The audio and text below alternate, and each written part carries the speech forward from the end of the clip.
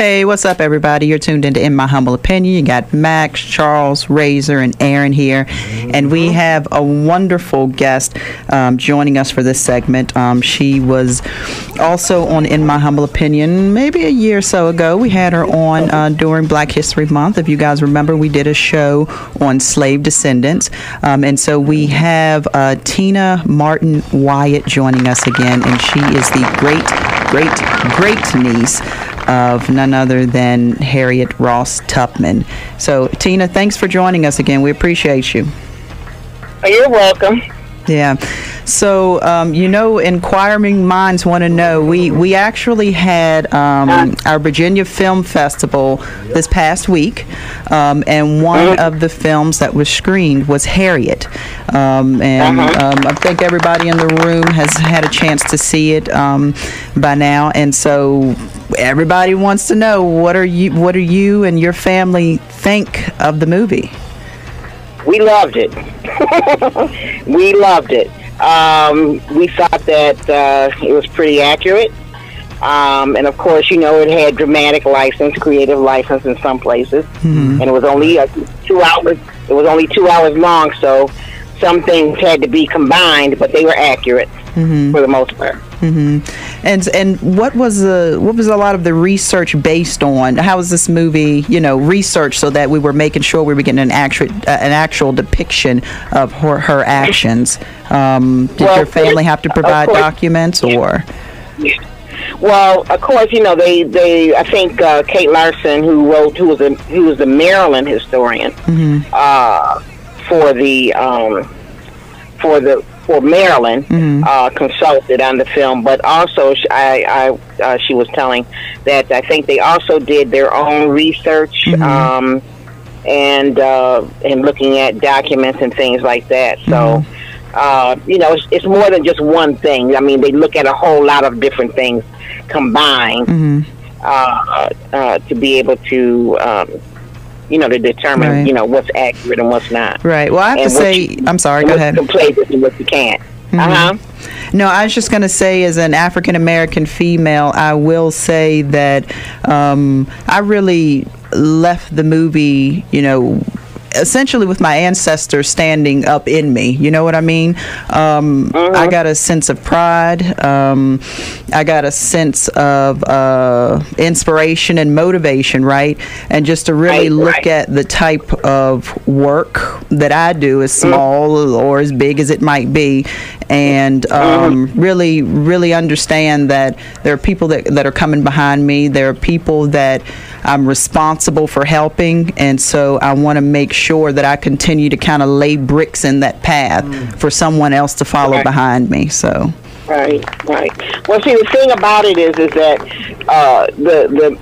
the main, I think what the movie did the most was show you resistance.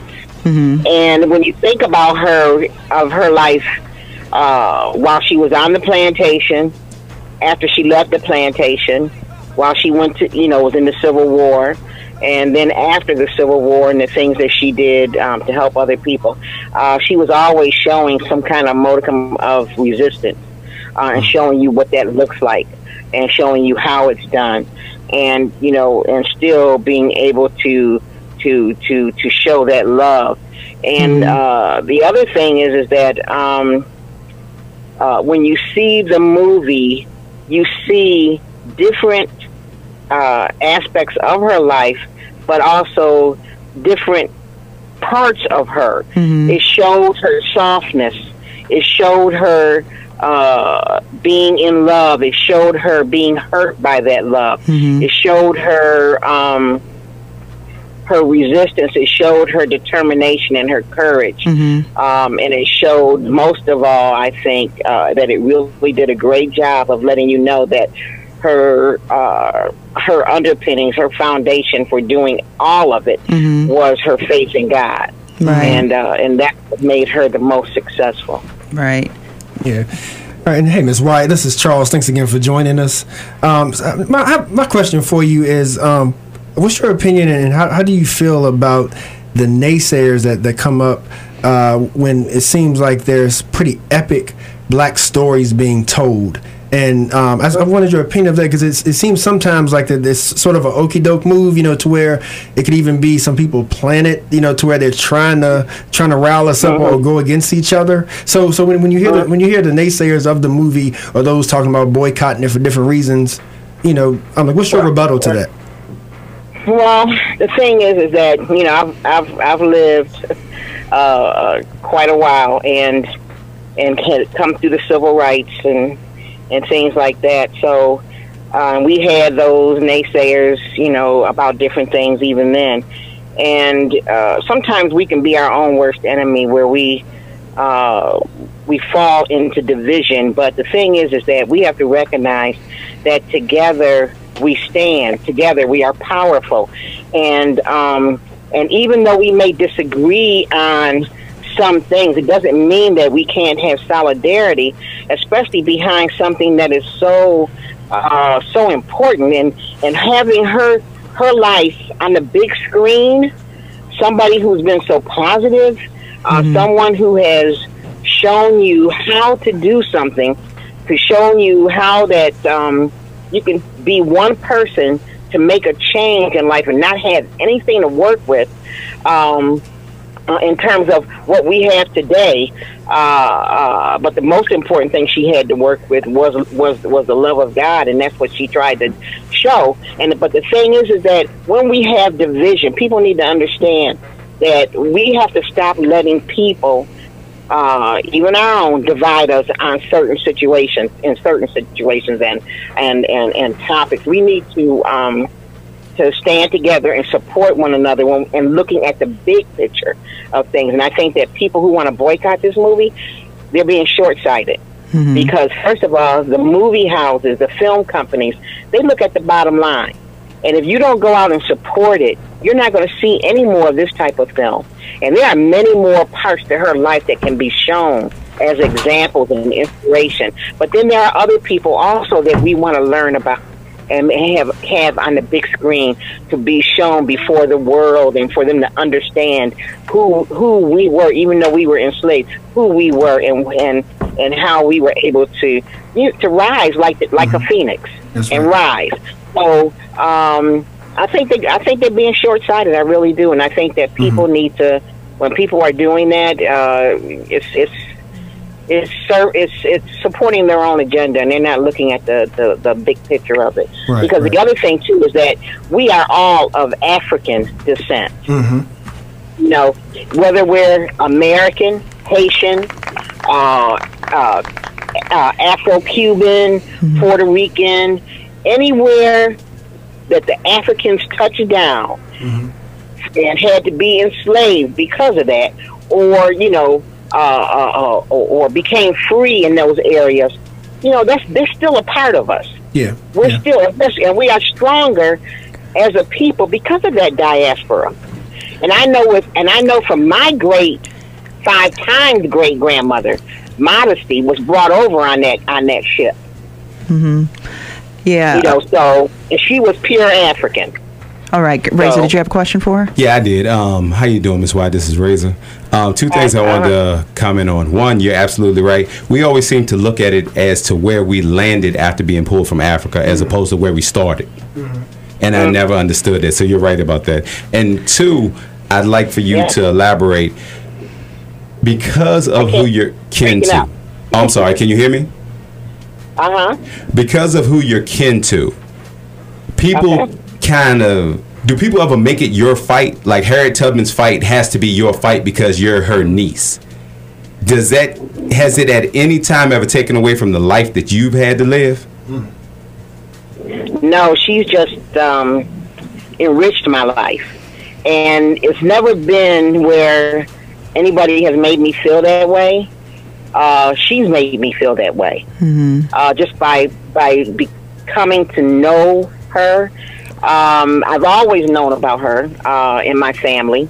She's my mother was from Auburn, and so we would always. My grandmother always talked about her. My grandmother knew her, and would talk about, well, let's go visit Aunt Harriet. But she meant the home. Aunt Harriet wasn't there anymore, but that was the home. But so she's always been talked about in our family. But never in a way where, okay, you know, you've got to do this, you've got to do that because of who she is. Her life, her faith, most of all, inspired me. And that was what made her real to me. Right. And made me just fall in love with her. Yeah, I had the opportunity to hear one of the producers' thoughts about the movie following the screening, and she says that their priority was to show Harriet's strength, and I think that it especially does that. And of course, we've all kind of talked to people who've had mixed reviews of it, and I wonder, are we becoming too hard to please, you know? And we don't want to always kind of parade our brutalities for other people's entertainment. There were a lot of parts in the film where something that may have seemed like a victory for Harriet or other black people, people that were in the crowd who didn't look like us were really applauding and chanting those victories. And I'm looking at it like, but I can't even applaud in that. I can't even, you know, there's still a lot of pain that is attached to that. And so I think that if the director's intent was to display the power and strength of Harriet, I personally think that she accomplished that, and definitely exemplified the power of black woman, and definitely made this black woman walk away from it with a little bit more tenacity as far as the work that I do to make sure that those that come behind me have a better way to go. So. Well, see, the thing about her also was that wherever she felt there was an injustice or inequality, she felt like she wanted, that she had to do something about that, or support it to make it, to change that. And she understood that, that because the first time she ever had a vision, she thought just like anybody else would think, well, I'm this, I'm that, I'm enslaved, God, you don't want me. Right. And he said, yes, Harriet, I want you. Right. And because he knew what her heart was. Her heart was towards him. Right. And he knew that, so he could mold that. And also that the strength that was inside of her, that was already there. And her love for people and love to make things right. So, as she went on with her life, she displayed that kind of thought, that kind of thinking, that kind of behavior throughout her entire life. Yeah, And go ahead. Yeah, I was just going to say we are going to kind of wrap this up, but the spiritual aspect of this is another part, because I know one of the conversation pieces that a lot of African Americans kind of toss around is the fact of whether or not we would be Christians had it not been for slavery. And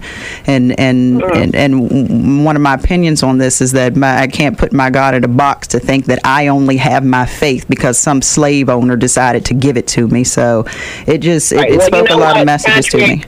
Contrary, I don't know if you heard about the slave Bible. Have you heard about that, the slavery Bible? Yes, ma'am. Okay, so now you speaking to that, the slavery Bible was the one that tried to, take out all the parts of the Bible that would help you to be free or think differently about being enslaved and free. But you know what the thing is that God wants, and this is I'm going to finish with this. God is not, you can't put limits on God, just like you said. You can't put him in a box. So let's take a quick break. We do have to take a break. There are people calling in. We want to make sure we get their questions or comments and get back to you. So stay with us just a little while longer. Again, we're joined by Tina Martin Wyatt. She is the great niece of Harriet Ross Tubman. On the earlier part of the interview, we talked about the movie Harriet. For those of you who haven't seen it yet, I personally think it's a good film, so go out and check it out. And then we were just talking about the life of Miss Tubman and what she has done for us as a black community, and how she affected the world. Did you have a question, Charles? Yeah. Unless you had one. No, go ahead. That was a beautiful introduction. But I had something. Yeah, just sort of to wrap up, Miss Wyatt. Just going forward, I was curious about the family's plans. Following the movie, things that you may want to do to educate the youth and people who may not know the story as it should be told. So, what are some family plans going forward? It's hard. It's a little bit hard to hear you. Sorry about that. Yeah, I was saying plans going forward after the movie that the family may have as far as to educate the next generation on the legacy of Harriet Tubman.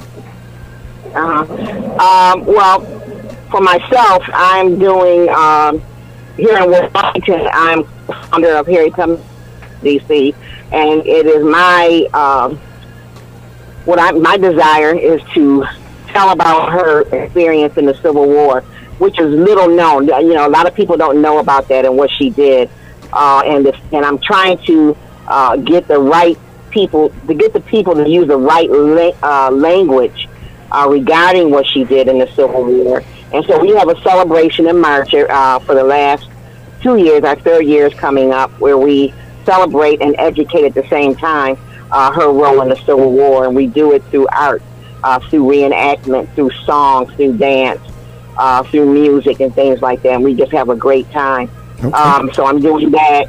And I'm also starting to do a Harriet home, where it's being able to help to partner with other organizations, other people, to be able to meet needs that families would have, because that was what's so important to her, was family, and what families needed to be whole. Mm-hmm. So that's one of the other things. And the last thing is through education, trying to find schools that will also partner and let us into, because I partnered with an organization called John Brown Lives, where they do Harriet in your backyard, where you're educated on what she's done, and also Skyping with Kate Larson. Then you create a music, and you work with two musical artists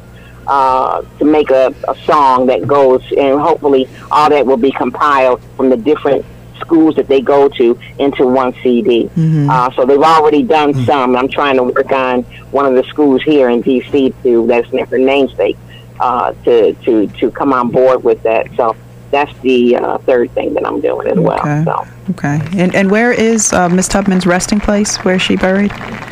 In Auburn, New York. There in the cemetery. And so her home is also there. See, there's we call it Auburn, the whole thing, but really it's Fleming, New York. But it's like when you're here in Washington, the DMV, you cross from Maryland into DC just by one little line, or just going across the street. So it's pretty much that way. It's in Auburn. The cemetery itself is Auburn proper.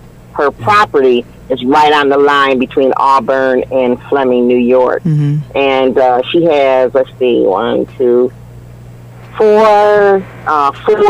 pieces of property, four buildings on that property that belonged to her before she passed away. And there's also one other one that they built after her passing, and it's mainly to house exhibits and artifacts, and to educate people. Right. So, well, we definitely want to thank you for taking the time for joining us. Thank you for working to keep your aunt's legacy alive, and just thank you for continuing to stand on the wall as a Black woman and helping to lead and guide the way. So we appreciate you. You're welcome. All right, take care. Oh, all right, you too. Bye-bye. All right, family, we're going to take a quick break. When we come back, more conversation with the IMHO cast.